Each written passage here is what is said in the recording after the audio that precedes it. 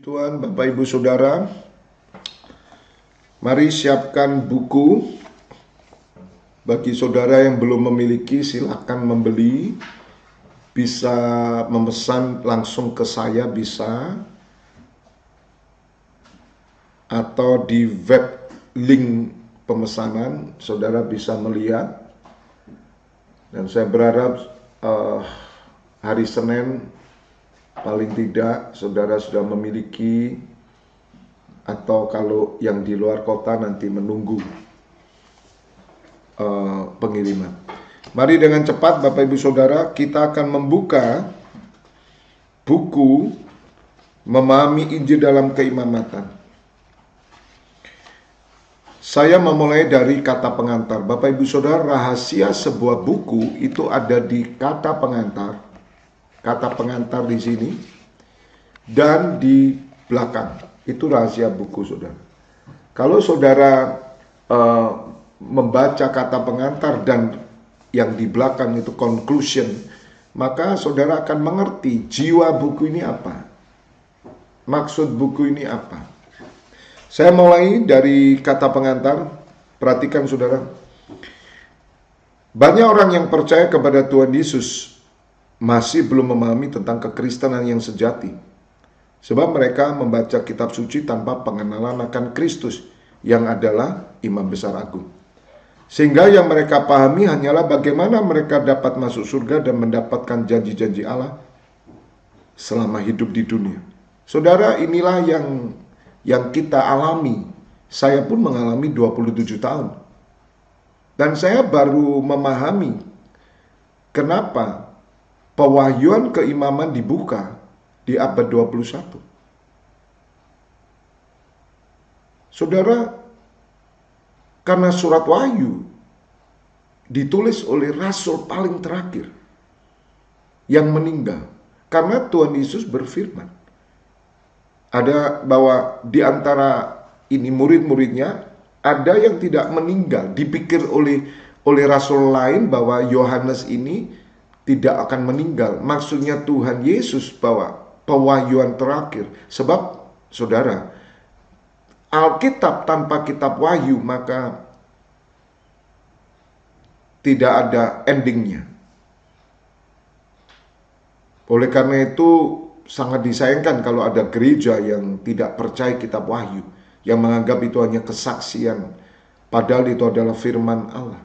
Dan bersyukur saudara, ini dikanonkan dari Kejadian dan ditutup dengan surat Wahyu. Dan semua di surat Wahyu itu yang ditulis adalah semua yang telah terjadi, semua yang sedang terjadi dan akan terjadi. Maka itu kenapa keimamatan ini saya dibukakan di surat Wahyu. Nah, Bapak Ibu Saudara, kita selama ini berpikir bahwa percaya Tuhan Yesus masuk surga. Percaya Tuhan Yesus masuk surga. Menerima janji-janjinya. Janji-janjinya yaitu rezeki banyak, hidup bahagia, dan semuanya itu bagus, baik, saudara. Tapi itu pola pikir dunia. Saudara harus mengerti, pola pikir agama. Agama membawa orang ke surga. Tuhan Yesus datang menjadikan kita surganya, baitnya. Anda bisa mengerti? Agama membawa orang ke surga. Tapi Tuhan Yesus datang menjadikan kita surganya, baitnya.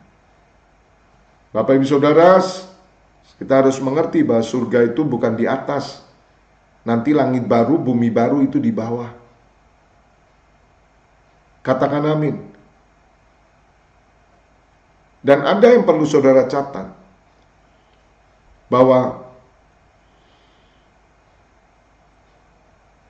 kita dipanggil bukan untuk menerima keselamatan, tetapi memberitakan keselamatan. Saya ulangi, kita dipanggil bukan untuk menerima keselamatan, tetapi memberitakan keselamatan, membagikan keselamatan. Mengapa? Karena saudara dan saya telah ditentukan dari semula, sebagaimana yang tertulis di dalam Roma 8. Supaya saudara mengerti hal ini, bahwa menjadi imam itu nanti saudara mengerti bahwa saudara telah terpilih, ditetapkan dari semula. Di dalam surat Roma 8 dikatakan bahwa, kita buka dulu Roma 8. Supaya Bapak Ibu saudara mengerti di kata pengantar ini, supaya saudara ketika nanti kita masuk kepada pembahasan pokok, saudara terbuka semua. Kita buka di Roma 8 ayat 28,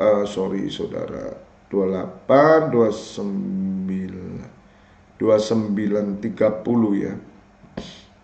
Roma 8, sebentar.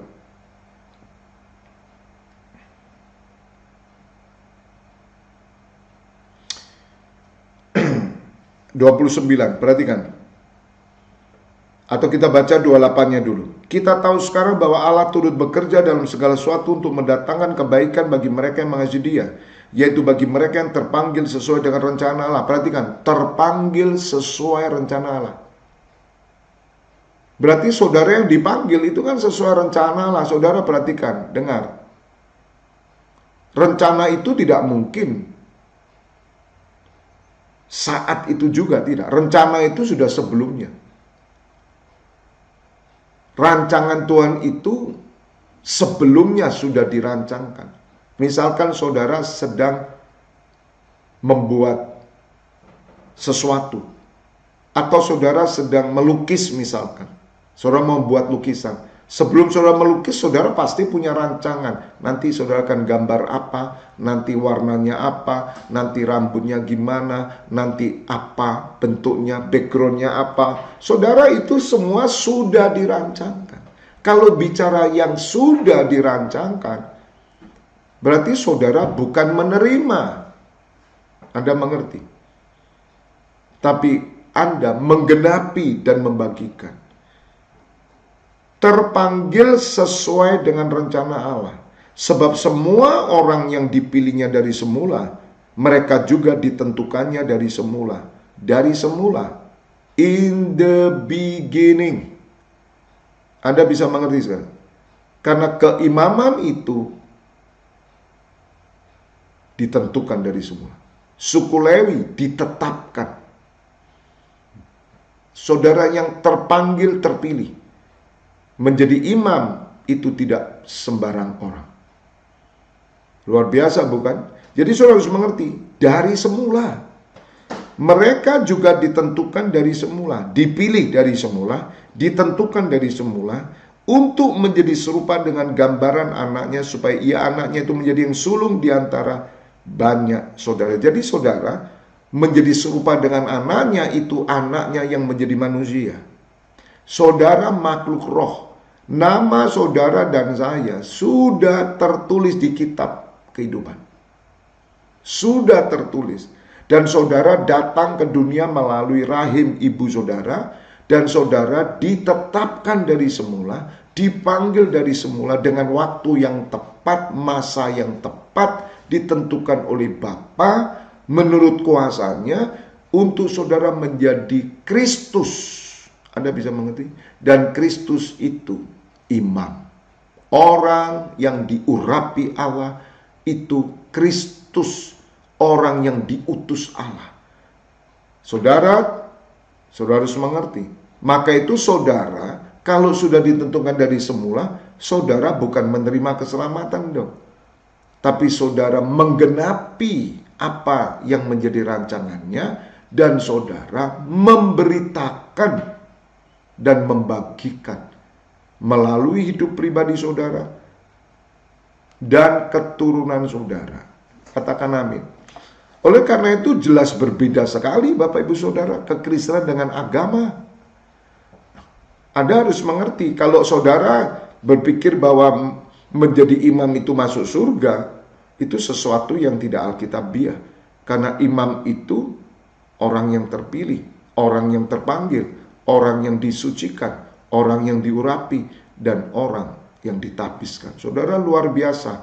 Roh Kudus hadir di dalam diri kita, itu dia mengurapi. Makanya saudara, apa yang dikerjakan oleh Tuhan Yesus menggenapi semua yang tertulis di kitab Taurat, kitab Mazmur, nabi-nabi. Dan saudara perhatikan, mengapa harus ada Roh Kudus? Pengurapan. Dan pengurapan itu untuk keimaman. Makanya Tuhan Yesus diurapi dengan Roh Kudus. Tujuannya untuk membangun rumah Allah. Setiap saudara menerima tanda darah. Setiap imam harus menerima penyucian. Di bait Allah semuanya dengan darah pada zaman dahulu. Dan itu sudah diselesaikan di kayu salib. Jadi salib, darah, ya, air, dan roh. Itu kesaksian yang ada di muka bumi. Sebagaimana tertulis dalam surat 1 Yohanes. Ada 3 kesaksian. 1 Yohanes 5, saudara. 3 kesaksian. Di surga Bapa, Putra, Roh Kudus. Di bumi air, roh, air, dan darah. Saudara, inilah bait Allah. Roh pengurapan, air, dan darah salib. Tuhan Yesus datang dengan air dan darah. Itulah persyaratan bait Allah dan keimaman. Sungguh luar biasa. Maka itu Bapak Ibu Saudara, wow, saya bersyukur sekali buku ini bisa terbit dan ada di tangan saudara, dan itu semua karena kasih karunia Tuhan. Dan saya berharap saudara benar-benar menguasai sepenuhnya. Jadi saudara, di kata pengantar ini saya tulis bahwa hanya Yesus Kristus yang adalah imam besar, agung, yang dapat membuka mata kita untuk mengerti kitab suci.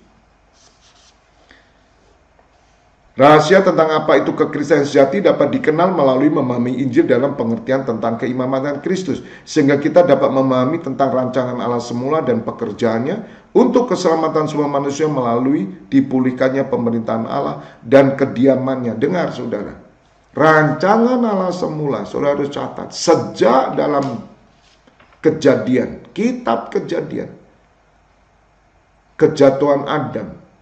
Adam keluar dari rumah Allah. Dengar saudara, Adam keluar dari rumah Allah. Maka itu ketika Adam berbuat dosa, Allah berfirman, "Di manakah kamu, Adam?"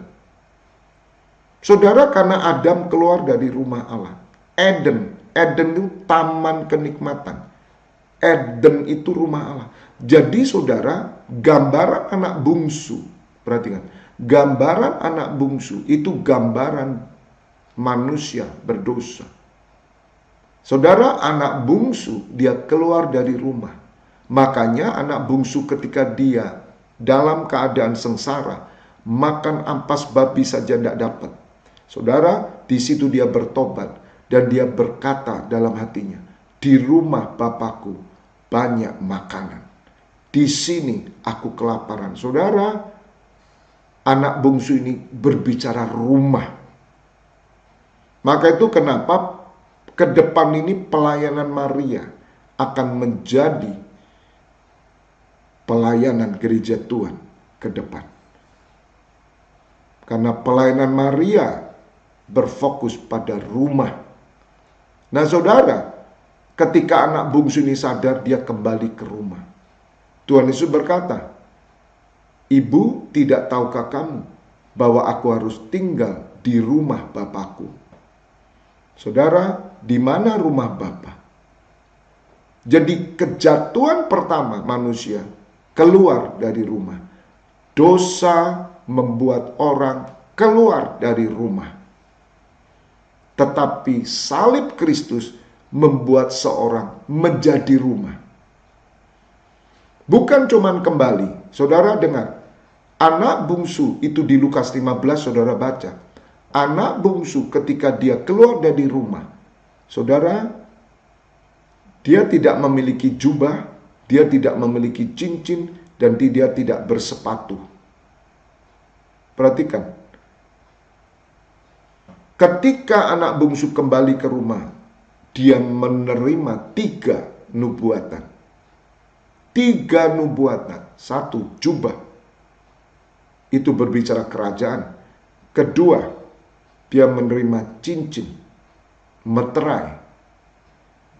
Dan ketiga, dia menerima sepatu. Itu Injil keimamatan. Itu keimaman. Saudara, ini yang membedakan. Maka bersyukurlah menjadi rumah Allah. Karena Tuhan kehilangan tempatnya sesungguhnya. Karena rumah Allah itu, saudara, terbangun dari keluarga Allah. Ketika Allah menciptakan manusia serupa dengan gambarnya, sesungguhnya dia sedang membuat tempat kediaman. Saudara, Allah membutuhkan tempat kediaman, dan itu sudah merupakan kodrat ilahi Allah. Maka itu kenapa Rasul Paulus mengajarkan bahwa roh itu mencari tubuh. Roh itu mencari kediaman. Setan, saudara, setan itu mencari kediaman. Bapak ibu saudara, kediaman Allah itu di dalam keluarganya. Jadi kediaman Allah mula-mula itu adalah keluarga Allah di Taman Eden. Bapa, Putra, Roh Kudus, Adam, dan Hawa. Saudara, manusia bersama Allah itulah rumah kediamannya. Dan itulah yang menjadi rancangan Allah semula. Tetapi setan menghancurkan keluarga. Dengar, setan menghancurkan keluarga. Setan kehilangan keluarga karena setan adalah malaikat yang bersama dengan keluarga Allah ketika ada di surga melayani Allah. Malaikat ini namanya Lucifer, dan Lucifer ini pelayanannya ada di praise and worship. Dia penyembah yang luar biasa. Saudara, tapi karena dosa kesombongan, kecongkakan, dia mencoba menduduki tahta Allah. Nah, saya berpendapat, ya, tapi mudah-mudahan apa yang saya lihat dengan mata roh benar. Karena ini muncul, saudara, setan mau menduduki tempatnya Tuhan Yesus. Anda mengerti? Setan mau menduduki tempat Tuhan Yesus. Dan itu satu pewahyuan. Walaupun tidak tertulis, tapi saya tahu. Karena tahta di sebelah kanan Allah Bapa itu tahtanya Tuhan Yesus. Dan Tuhan Yesus harus turun. Dan setan mencoba duduk di tahta Tuhan Yesus. Maka itu setan dilempar keluar dari keluarga Allah. Saudara, setan ini sesungguhnya anak yang hilang selama-lamanya, karena setan tidak bisa kembali.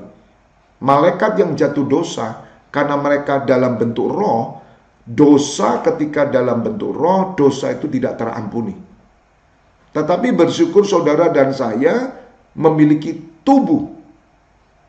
Itulah dahsyatnya Tuhan. Kalau saudara dalam bentuk roh saja, saudara tidak terampuni. Bersyukur saudara, karena Allah sudah mengetahui bahwa manusia akan lemah. Bapak ibu saudara, kembali, jadi saudara harus mengerti bahwa rancangan Allah semula itu menjadikan manusia itu rumah kediamannya. Dan ini persoalan yang terjadi. Maka itu dia mulai membuat planning. Di mana di dalam surat Efesus 2, ya, Efesus 2 ayat 10 dikatakan bahwa kita ini buatan Allah, diciptakan di dalam Kristus untuk melakukan pekerjaan baik yang dipersiapkan oleh Allah sebelumnya, dan Dia mau supaya kita hidup di dalamnya. Anda mengerti sekarang ayat ini? Halo, saudara mengerti bukan ayat ini sekarang? Dulu saya tidak mengerti pekerjaan baik bagaimana. Tapi ketika saya mengerti keimaman, maka mata saya terbuka. Ya saudara, kita ini buatan Allah, artinya kita rumah Allah. Ciptaan baru itu rumah Allah. Karena Allah Immanuel bersama-sama dengan kita. Dan kita menjadi rumah kediaman dan kita melakukan pekerjaannya. Dan Tuhan Yesus berkata, saudara sekarang mengerti, tolong carikan ayatnya Krishna, itu di surat Yohanes ya. Barang siapa percaya kepadaku, dia akan melakukan pekerjaan-pekerjaan yang aku lakukan, bahkan pekerjaan yang jauh lebih besar. Anda bisa mengerti? Saya merenungkan ayat ini. Mana pekerjaan yang lebih besar dari yang Tuhan Yesus lakukan? Apakah ada? Saudara, adakah sampai hari ini orang yang dapat membangkitkan orang mati? Seperti Tuhan Yesus ya? Dari kubur keluar begitu? Tidak ada, saudara. Berarti siapa yang bisa melakukan pekerjaan lebih besar? Berdasarkan ayat Efesus 2 ini kita mengerti. Saudara, Tuhan Yesus di muka bumi, Dia tidak pernah menjadi imam besar. Tuhan Yesus di muka bumi tidak pernah menjadi imam. Dan itu dikatakan di surat Ibrani bahwa jika Tuhan Yesus hari ini ada di muka bumi, maka Dia tidak pernah dapat menjadi imam. Karena imam di muka bumi harus melalui peraturan Harun, peraturan Musa, Taurat. Tetapi dengar saudara, Tuhan Yesus menjadi imam oleh peraturan Allah, peraturan Melkisedek, dan Dia menjadi imam besar agung, duduk di sebelah kanan Allah Bapa. Dan kita yang percaya, yang terpanggil, terpilih, kita adalah imam. Pekerjaan imam inilah yang lebih besar daripada apa yang dikerjakan Tuhan Yesus. Tepuk tangan, haleluya, glory, glory. Anda mengerti sekarang? Anda mengerti, saya merasakan urapan Roh Kudus, saudara. Saya merasakan urapan Roh Kudus. Anda mulai mengerti sekarang? Pekerjaan yang lebih besar daripada yang Tuhan Yesus lakukan adalah keimamatan. Karena Tuhan Yesus tidak pernah menjadi imam. Haleluya. Dan bersyukurlah saudara, inilah yang disebut Kristen yang sejati. Makanya saya bersyukur, mata saya jadi terbuka ketika melihat Tuhan Yesus sebagai imam besar agung. Nah, saya tunjukkan 2 Korintus 3:14. Perhatikan sebentar. 2 Korintus 3:14. Tetapi pikiran mereka telah menjadi tumpul, sebab sampai pada hari ini selubung itu masih tetap menyelubungi mereka jika mereka membaca perjanjian lama itu tanpa disingkapkan. Karenanya Kristus saja yang dapat menyingkapkannya. Saudara, pada masa ini kebenaran Injil dalam kenikmatan belum sepenuhnya dapat dipahami oleh orang percaya, oleh orang Kristen, sehingga menyebabkan gereja dikuasai oleh roh agamawi. Saudara, tirai membuat roh agamawi. Ingat saudara, tirai membuat roh agamawi. Tirai itu batasan keimaman. Itu tirai. Karena tidak semua orang bisa masuk ruang Maha Kudus, hanya imam besar. Tapi ketika Tuhan Yesus mati di atas kayu salib, tirai terbelah menjadi dua, maka terjadi penyatuan antara ruang Maha Kudus dan ruang kudus. Saudara, tabernakel yang sejati hari ini, tabernakel rohani yang dibangun oleh Tuhan Yesus, tidak ada sekat. Nah, saudara, sekat inilah roh agamawi dibangun di dalam kehidupan rohani. Karena mereka mengkotakkan imam itu adalah pendeta, imam itu adalah gembala, imam itu adalah orang yang sekolah Alkitab, imam itu harus punya gelar, imam itu mereka harus full timer dan sebagainya. Nah, perhatikan Bapak Ibu Saudara, gereja dikuasai oleh roh agamawi dan membuat orang percaya belum dapat berdiri sebagai bait Allah. Benar saudara, 27 tahun saya tidak berdiri sebagai bait Allah. Saya hanya menyadari bahwa saya bait Allah. Roh Allah dalam saya. Terus ngapain saudara? Kalau kita bait Allah, terus ada apa? Sebab fokus kita bukan pada tubuh kita. Roma 12 ayat pertama belum terbuka saudara. Saya pikir ibadah sejati itu apa? Mempersembahkan tubuh sebagai persembahan yang hidup, yang kudus, berkenan pada Allah. Dan ini berkorelasi dengan surat 1 Petrus berapa? 1 Petrus 2 ayat 5. Saudara, baru di ayat 9-nya dikatakan tentang keimaman. 1 Petrus 2 ayat 5 dikatakan bahwa kita batu yang hidup yang dipakai sebagai persembahan rohani. Untuk mempersembahkan persembahan rohani, melakukan keimamatan kudus. Biarlah kamu juga dipergunakan sebagai batu hidup untuk pembangunan suatu rumah rohani. Oh, dahsyat saudara. Ayat ini terbuka ketika saya membaca Roma 12 ayat 1. Roma 12 ayat 1 saudara. Biarlah kamu dipergunakan sebagai batu yang hidup, pembangunan suatu rumah rohani bagi suatu imamat kudus untuk mempersembahkan persembahan rohani yang karena Yesus. Saudara perhatikan, saudara batu yang hidup, saudara dipakai pembangunan rumah rohani, saudara adalah rumah rohani, dan imamnya saudara, maka dikatakan imamat kudus. Apa yang dilakukan imam? Setiap hari dia membawa persembahan. Saudara, Tuhan Yesus mati di kayu salib, membuka tirai, membuat saudara datang sebagai imam, tanpa rasa takut, tanpa rasa dosa, karena saudara sudah disucikan, hidup kudus, dan saudara membawa persembahan. Persembahan yang mana saudara? Tubuh saudara. Berbicara tubuh berarti jiwa saudara, hidup saudara, maka saudara dipakai menjadi pendoa syafaat. Saudara menaikkan doa syafaat, bahasa roh, dan di situ saudara melakukan pelayanan firman. Saudara, inilah yang disebut pekerjaan Allah yang luar biasa. Oleh karena itu, tanpa mengerti, memandang Yesus Kristus sebagai imam besar agung, kita tidak akan pernah mengerti kebenaran. Ada selubung. Puji Tuhan Bapak Ibu Saudara, selubung itu dibuka, katakan amin. Tirai itu sudah terbuka karena Tuhan Yesus sudah mengerjakannya. Dan saya tutup, saudara perhatikan, kita melihat di bagian yang paling belakang. Conclusion ini saya tunjukkan sebentar, kurang 6 menit ya. Besok pagi saya lanjutkan. Saya tidak terburu-buru saudara, karena ini satu kegerakan di mana saudara harus mengerti benar, satu persatu harus mengerti pewahyuan demi pewahyuan, dan saya berharap saudara membawa catatan.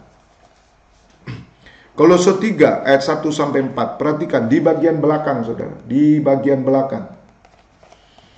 Kolose 3 ayat 1 sampai 4. Karena itu kalau kamu dibangkitkan bersama dengan Kristus, carilah perkara di atas, di mana Kristus ada duduk di sebelah kanan Allah. Pikirkanlah perkara yang di atas, bukan yang di bumi. Tadi dikatakan carilah perkara di atas, ini perintah. Kalau saudara dibangkitkan bersama dengan Kristus, saudara, kenapa perlu kita dibangkitkan? Tanpa kebangkitan, maka kita tidak akan pernah mendapat hidup kekal. Saudara harus mengerti. Karena imam, perhatikan, imam pada perjanjian lama, mereka dibatasi dengan kematian. Sehingga tidak pernah terbangun yang namanya rumah rohani. Yang ada hanyalah Yerusalem sebagai bait Allah secara gedung. Sebab mereka dilayani oleh imam yang dibatasi oleh kebinasaan, kematian. Tetapi melalui kebangkitan Kristus, maka orang yang percaya kepada Kristus, dia bangkit bersama Kristus, maka orang ini hidup dalam kekekalan. Karena rumah rohani harus dibangun dari kekekalan, diisi dengan kekekalan, dan bagi kekekalan. Anda harus mengerti. Semua yang ada di rumah rohani, tabernakel, dari emas, batu permata, dari perak, semua warna-warna yang ada, semua menuju kepada kekekalan. Oleh karena itu Tuhan Yesus berkata, bekerjalah bukan untuk makanan yang mendatangkan kebinasaan, tapi kekekalan. Jadi saudara perlu dibangkitkan. Dan kebangkitan itu hanya dimiliki oleh Tuhan Yesus. Katakan amin. Maka saudara perlu dibaptis. Percaya dan dibaptis. Jadi percaya dan dibaptis bukan masuk surga. Tapi percaya dan dibaptis itu pentahbisan saudara sebagai imam-imam Allah. Katakan amin. Nah, saudara, maka kalau saudara dibangkitkan, pikirkan perkara di atas. Dalam Roma 12 ayat 2-nya, jangan kamu serupa dengan dunia. Saudara, pikirkan perkara di atas, bukan yang di dunia. Cari perkara di atas apa? Di mana Kristus ada? Nah, Kristus ada sebagai apa? Imam besar. Ini rahasia besar, saudara. Ini rahasia. Maka saudara, ketika saudara mencari, saudara menemukan Kristus sebagai imam besar, duduk di sebelah kanan Allah Bapa, maka itu kenapa saya tadi katakan, setan itu malaikat yang mencoba mau duduk di kursinya Tuhan Yesus. Oh, nggak bisa, saudara. Makanya dia jadi musuh Kristus, toh. Antikristus. Mudah-mudahan ini menjadi pewahyuan, saudara, walaupun tidak tertulis. Nah, perhatikan Bapak Ibu Saudara. Setelah saudara dibangkitkan, saudara mencari, saudara mendapatkan Yesus Kristus sebagai imam besar, maka pikirkan perkara di atas. Apa yang saudara pikirkan? Saudara melakukan kehendak Allah, bernubuat, berdoa. Nah, perhatikan. Sebab kamu telah mati dan hidupmu tersembunyi bersama dengan Kristus dalam Allah. Saudara, kita semua telah mati. Kita semua telah mati oleh dosa kita. Tapi kita dibangkitkan secara roh. Oleh kematian dan kebangkitan Kristus, darahnya menyucikan kita, dan hidup kita sekarang tersembunyi bersama Kristus. Saudara, kata-kata ini bagus. Tersembunyi itu di mana? Tersembunyi itu di ruang Maha Kudus. Kata tersembunyi, saudara, bersama Kristus selama-lamanya. Katakan amin. Makanya Tuhan Yesus disebut namanya Immanuel. Saudara, hidup saudara dan saya tersembunyi bersama Kristus selamanya, tidak terpisahkan. Maka Rasul Paulus di dalam surat Roma 8 berkata, pedang gelap, kelaparan, kekurangan, bahkan kuasa maut di bawah, di atas, pemerintahan apapun tidak dapat memisahkan kita dari kasih Allah di dalam Kristus. Jadi Bapak Ibu Saudara harus mengerti, karena ini penting sekali. Kalau saudara tidak mengerti kebersamaan bersama Kristus, Anda gagal menjadi imam dan rumah rohani tidak pernah terbangun dalam hidup saudara. Mungkin ada orang yang bertanya, Pak, bukankah banyak orang Kristen yang tidak mengerti, tidak beriman tentang rumah rohani ini, tapi mereka memuji, menyembah. Saudara, itu sesuatu yang kasih karunia Tuhan. Walaupun mereka belum mengerti pewahyuan tentang keimamatan, tapi sudah mereka melakukan hukum yang ada di tabernakel, yaitu memuji, menyembah, baca Alkitab. Tapi sangat berbeda ketika saudara mengerti saudara siapa dalam Kristus, saudara imam. Karena hidupmu tersembunyi di dalam Kristus bersama Allah. Maka itu saudara, ini berbicara tentang tabernakel. Ini berbicara tentang bait Allah. Sebab bait Allah itu adalah imam bersama imam besar agung. Dan inilah rumah kediaman Allah. Maka itu dikatakan di surat Kolose bahwa apabila Kristus yang adalah hidup kita. Wow. Apabila Kristus adalah hidup kita. Anda sekarang mengerti. Kristus hidup kita. Siapa Kristus? Kristus imam besar agung. Keimaman hidup kita. Nah, ini saudara. Maka itu menjadikan Kristus hidup kita. Kita di dalam dia, dia di dalam kita. Itu berbicara tentang keimamatan. Peran saudara yang ada di bumi sebagai rumah kediaman Allah, menyatakan diri kelak kamu pun akan menyatakan diri bersama dengan Dia dalam kemuliaan. Katakan amin. Jadi Bapak Ibu Saudara, ini satu hal yang luar biasa. Nanti ketika Tuhan Yesus datang, saudara yang bersama dengan Tuhan Yesus dalam keimaman pasti terangkat. Makanya di buku ini saya sudah menulis di bagian akhir, siapa yang terangkat, siapa yang tertinggal. Sampai bertemu besok pagi, semangat belajar terus, dan kita akan mengupas habis-habisan supaya hidup kita benar-benar serupa dengan Kristus. Dan itulah tujuan Allah Bapa. God bless you all. Kita